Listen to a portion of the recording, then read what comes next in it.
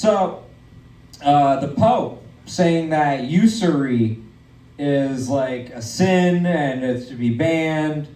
It's loaning, right? Right. You didn't get loans. You were saying that. It was very funny when you were saying that in your set. Yeah. Like, what do you think of what the Pope said? How can I put this in the way niggas would put it? I'm the token black guy tonight. Black people don't fuck with the Catholic Church, right? We from the South, we from the Delta, we sanctified. We go in there and kick our shoes off and get to dancing. I don't give a damn how good God has been or how good He has not been. We don't go in there. It's like freak me. We're gonna have an amazing time. So again, I don't think that applies to me. I may be the subject matter expert on that. I kind of just heard that tonight for the first time. But Eric, I like the way you put it. Well put, sir. Well, no, okay. Well, thank you for putting it that way, because as a Jewish person, I didn't realize that. So you're saying, like in the South, black people are more Baptist, I assume? Absolutely. That it's like. So think about Lil Jon got crunk music, right? So there's a Christianity, and then when you sanctify, you go into church. You come into church like you go into a dance hall, like a reggae. You ain't coming to do everything. You gonna praise the Lord, but you gonna praise Him in your own. Oh, yeah. Okay. This is why I haven't heard of it, because it involves rhythm. Okay. Yeah, Eric, okay. I tell you, Eric, I went in there one day, man. I think the dude got a microphone and started saying he don't see nothing wrong with a little bump and grind. I am curious. So, what's the issue with the Catholic Church? It's just that most black people are Catholic. Okay, because like I gotta be honest with you, like the Baptist Church had some really racist, terrible things that they did absolutely. too. We just don't talk about it because again, it's normal. It's a shop talk to us. Yeah, I mean it wasn't just the Baptist Church, to be fair, but like we cover it in World Death Organization. Like in the 1930s, the United States government and the medical community like tested on black people, and they used the church in the South to like convince black people. Wait, Eric, you said black people and tests in the South. It sounds like the Tuskegee Airmen. Oh yeah, no. We don't like tests very much down south. Yeah, that's we don't like those. This was even more widespread than that, and it's like kind of less talked about. But like long story short, there's a lot of terrible things that happened. Right. You know, so I'm kind of surprised that you're saying that they're still loyal to the Baptists. Yeah. But then they reject the Catholic Church. Only reason being that it's not widespread down south, man. Like I said, for a black person to be worrying about mass and so on and so forth, anywhere below the Mason-Dixon line, it's unheard of. So that whole like the motions that they do in Catholic Mass, you're like, that doesn't have any rhythm. We thought that was James Brown. Yeah, we were like, we could like put some like dances in there. Like, yeah, we don't like what the Catholics. If you go to a black church down south and you see people with shoes on, they're not black. I should come out. So we walk in those time to dance. We trying to do the Cuban shuffle. God knows I like to do the 1-2 step. Okay, since you're so good at explaining stuff, I'm actually curious. What is the Holy Ghost? I gotta be honest, as a J, I've been curious. How does this work? Because it's like it's to me it looks like instantaneous. It looks like instantaneous Jesus Tourette's. What did you say, Steve? This is fucked up. Steve, no more. Go ahead, Steve. Steve, what did you say? This is fucked up, Steve. Did you know you were gonna get grilled like this? No, I enjoy it. Again, I got a couple degrees, man. So I'm a comedian, man. I got a little bit of breadth to me, a little bit of girth, right? You got multiple degrees? Yeah. The young Republicans are shocked, right? They're like, what? I don't fit the bill, right? But again, it's funny, man. You say that because. wait. You just lost all your GED street cred, by the way. I got a GED back with the military. I mean, my dad was a cop, right? So my dad sent me to a military boot camp at 17. Okay. So I beat my class by a year. They gave me a 50% scholarship to go to a community college, JUCO. And then years later, I realized, damn, I'm a supervisor in the warehouse, but I can't get the first shift job.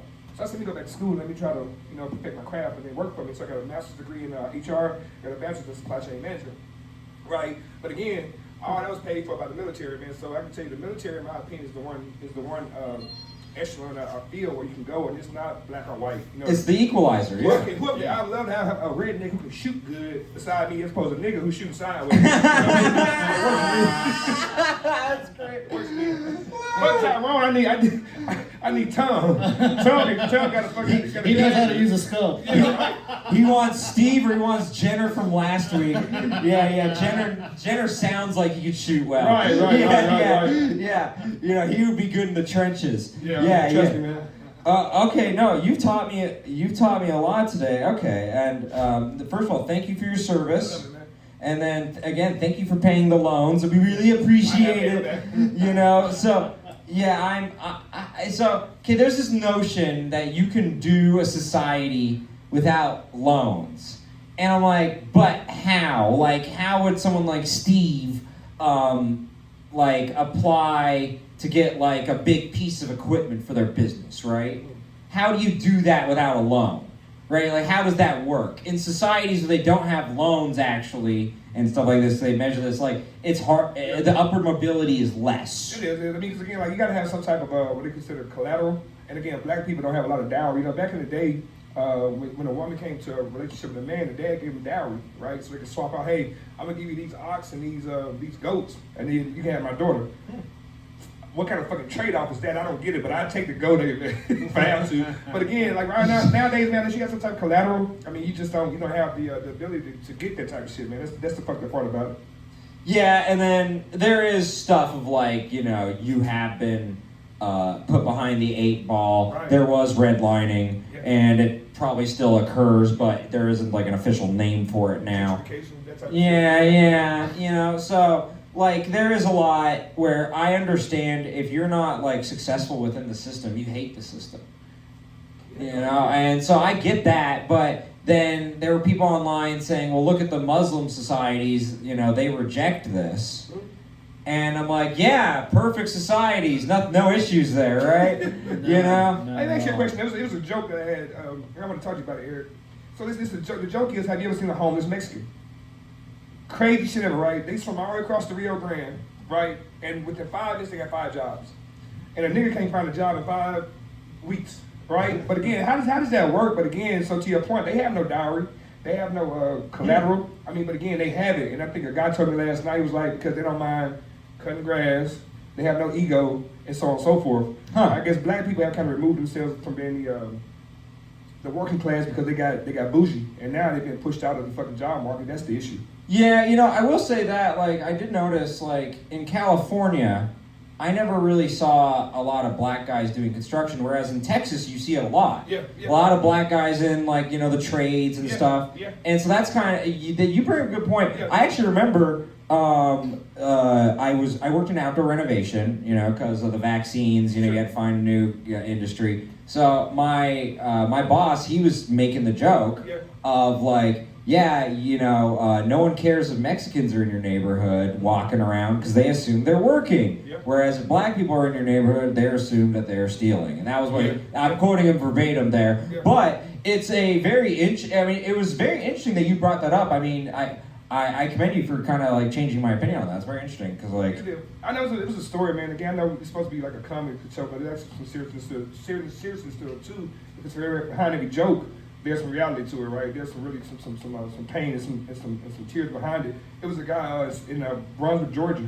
Brunswick, Georgia, who was running through the neighborhood. Yeah. A fucking white guy seen him and cornered him and killed him, right? If it was a Mexican running, I would have thought he was going to go run and get some more plywood, plywood, drywall, yeah. So it's crazy, man. The rhetoric that comes along with it, man, but it's some truth behind everything.